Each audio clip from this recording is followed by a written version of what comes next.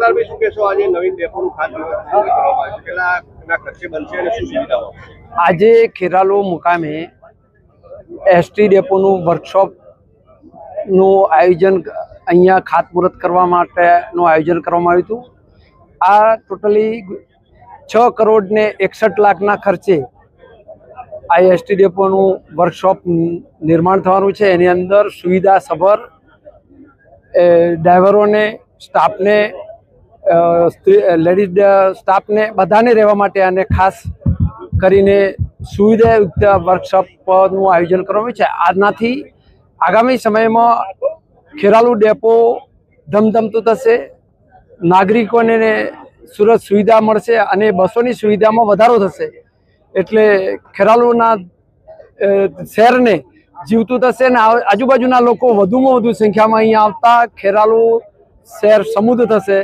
અને આ ગુજરાત સરકાર દ્વારા નવીન એસટી ડેપોનું વર્કશોપ બનાવવા માટે હું ગુજરાત સરકારનો અને ખાસ વાહન વ્યવહાર મંત્રી શ્રી હર્ષભાઈ સંઘવી સાહેબનો અને તમામનો હું હૃદયપૂર્વક આભાર માનું છું।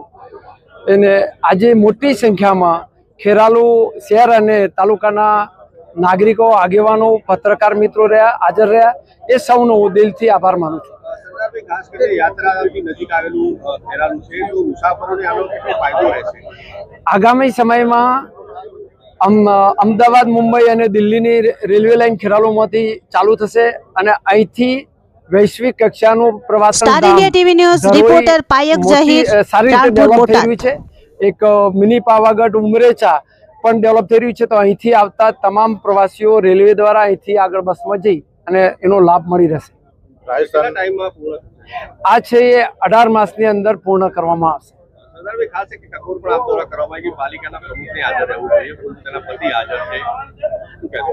જી સાહેબ, કેટલીક બાયપાસ એસટી જો ડેપોમાં આવતી હતી તેની એના માટે મેં બસને રૂટ ડાયરેક્ટ અહીંયા પડો થાય એ માટે સાંઈબાબાથી સીધો હાઈવે બનવાનો છે ને અહીંથી આગળ પણ એવો વાઇડ બાયપાસ રોડ હું કરી આપું છું કે બધી બસો અહીંથી નીકળે અને ખેરાલુ નગરને લાભ થાય એ માટેનું આયોજન કરવામાં આવશે।